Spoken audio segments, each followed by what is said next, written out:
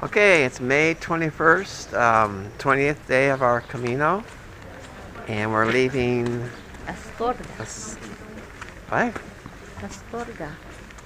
Okay. Famous for chocolate. Chocolate and, oh, I love candy. And here's the cathedral. It's beautiful inside. Take a lot of pictures. Yes. And y'all ready for the day? I am ready for the day, and You're not wearing your earphones today. Your headphones today. How come? We were in a store, and this gentleman was so kind enough to talk to us about the birds and listening to the birds and people who wear headsets. And even the silence. Yeah, and people who wear headsets. Am I singing?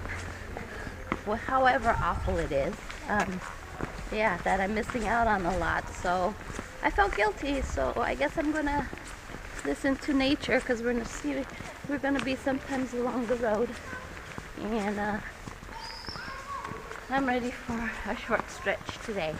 Okay, and there's the cathedral that we just went into. See the yellow arrows? I see a yellow curb. I am so disappointed. How come? Because I'm still walking.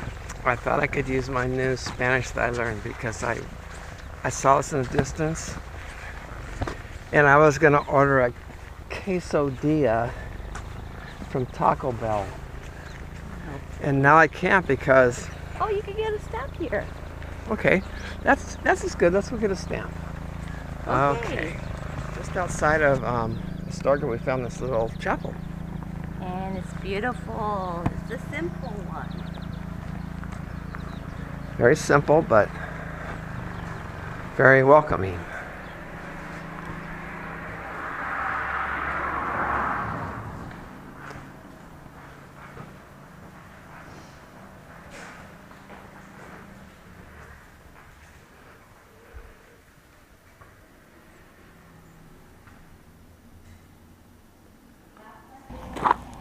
We're now leaving Astorga and out in the country again, and it's kind of a new area.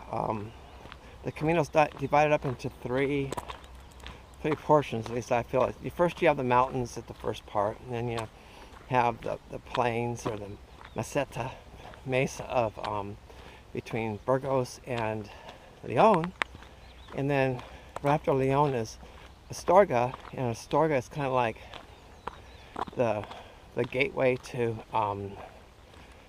the province called Galicia. And here we're going to pick up, or start walking over mountains, and actually we'll reach the highest point in the Camino during this section. So looking forward to a new chapter of walking this. One thing too is we've just passed a field, and a man was out there cutting down his crops with, not crops, but weeds with like a sickle thing. And you know, of course we'd use a weed eater at home, but you know, I was standing on top of this bridge, and he waved at me, and then he started pointing down. There was nowhere else I could go. I wasn't lost, but he waved at me, pointing down the road, saying the Camino was this way. And it tells a lot about how these people think here, that you know, it's a very simple life for some of them, and for a lot of them. And they'll always stop to try and help you, to show you which way to go. And I'm pretty sure this man knew I knew which way to go, but I just think they just want to be part of us being here. After leaving Astorga and getting out of the cities, this gives you a whole different feeling, doesn't it, out here?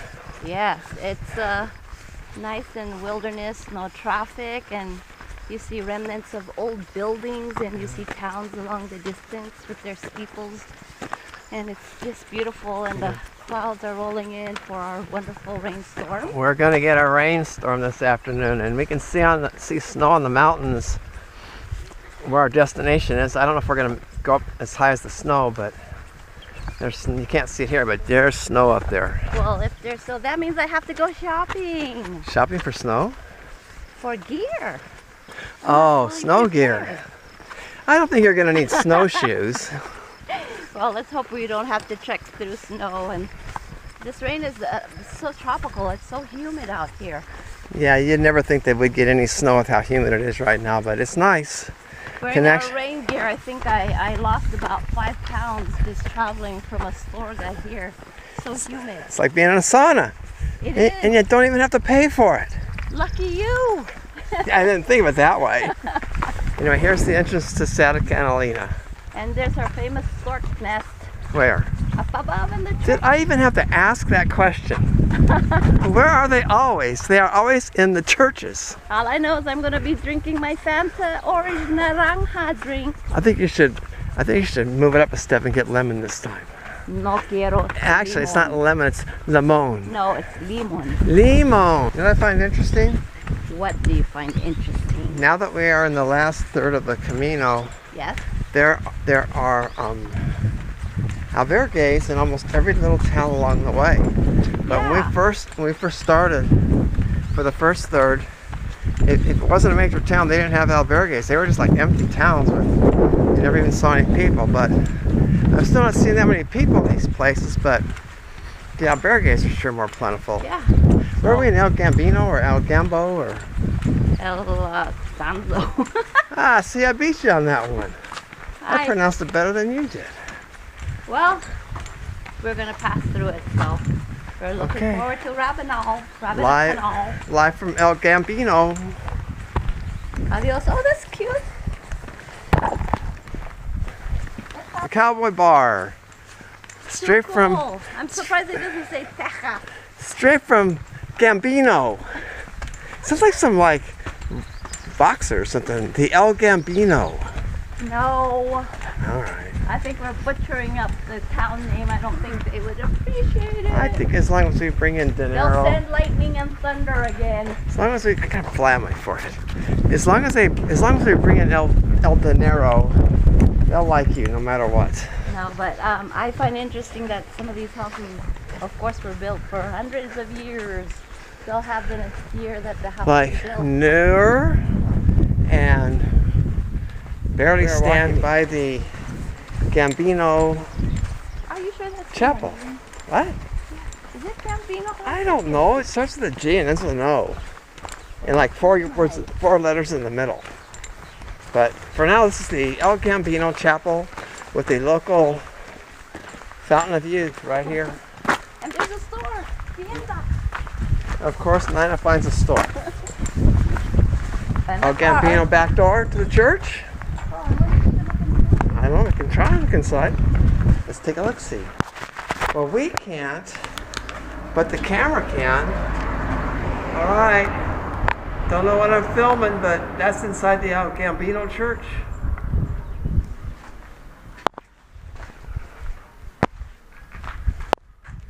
This settles it. The name of the city is Gabino. Walking into the Gabino supermarket.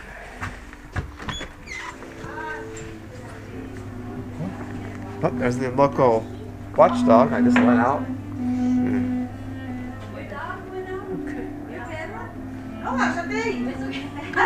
Okay. Tranquila. Hola. Hola. Okay. This is Sandy and Rachel. And these two ladies were the ladies who were standing a little bit away from us when the goats started chasing us. Did you hear me scream? No, all we saw was sort of plodding, walking, and then To us, I was running fast because even the looks in the goat's eyes, I could tell they wanted something from me, but I couldn't tell quite what it was. But and then I saw both of your faces after it happened. It was so funny because you guys were just laughing. And so. Well, we're from New Zealand. We're used to sheep. That's what we decided. We're used to. Yeah, we're used to those sort of animals. Were they goats or sheep? Sheep. They were sheep. See, they weren't. Sheep. Well, sheep. Sheep aren't generally that fierce. Will they hurt you at all? I mean, No, they wouldn't have. yeah. No, unless there was some sort of separation between them and their babies or something. Oh, that's what it was. Oh, Yeah, Yes. that would have been. Yeah. Okay, well, thank you. Yeah, New you're Zealand. welcome. New You're Zealand, welcome. thank you. Yeah. Buen camino. Yeah, bon camino. Tomorrow morning. Tomorrow is the long walk again. I think it's, what, 8 million miles and 10,000 feet we gotta climb? Yes, I'm gonna try and see if I can buy some wings for my feet. Well, it's windy enough you could hang glide out here and make it. Oh my goodness. That was a nasty wind coming up here. Had to put my strap on, I my had to hat. take my hat off or else I'd be chasing it into... I think it'd probably pick you up and you'd fly like Sister Betrayal and the Flying Nun. No. No. I probably have to go chase it into Lisbon. Into the savannah? well, the scenery sure is much better now. Yes, and we were able to get past the storm. Yep, it went right behind us. Oh, you can't see it here, but right behind us there. We are about 4 miles out of Rabanal and we're back to the pine trees again. And you said 4 miles ago, 4 miles ago. Well, I was just talking till here, and then after here it's 4 more miles. That's horrible. No, it's not. It is. It's true. I've never been here before. How do I know what this place is like? You keep asking me, how much farther, what's this, what's that? I'm not a Camino guide. You're supposed to know where we're going. I have no idea where we're going. All I know is you follow the yellow arrows. And you know what kind of concerns me? What? I haven't seen a yellow arrow for about 20 miles now. Well, maybe we're in North Carolina. Oh, come on. That's not right. You know that. Okay, goodbye. South Carolina maybe, but not North Carolina. Along the fence here, you can see how the pilgrims have made crosses out of twigs. They brought some crosses. Goes this whole stretch along the way. Probably, I don't know, I haven't gotten to the end of them yet, but it goes quite a ways.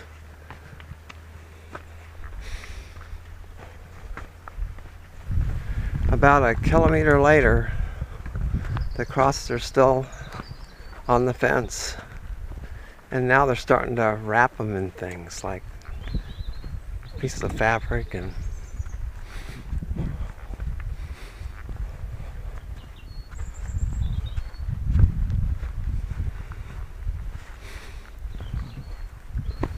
this kind of shows how many people must have come through here.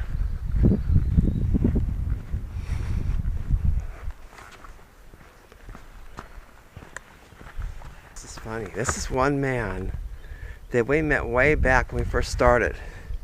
And what are the chances that I stopped to see his card? Well, John, we'll see you in a bit. I know you're right ahead of us.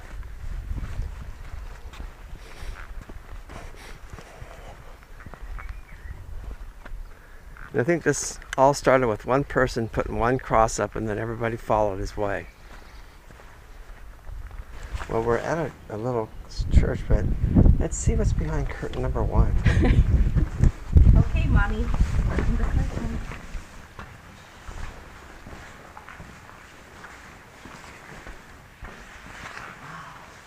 Wow. It's just a little chapel. Ermita. What's it called?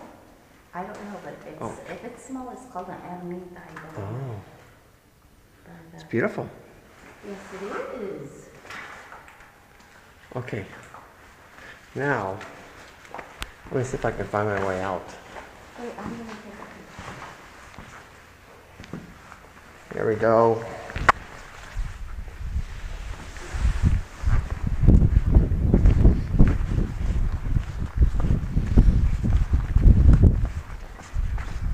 There it is.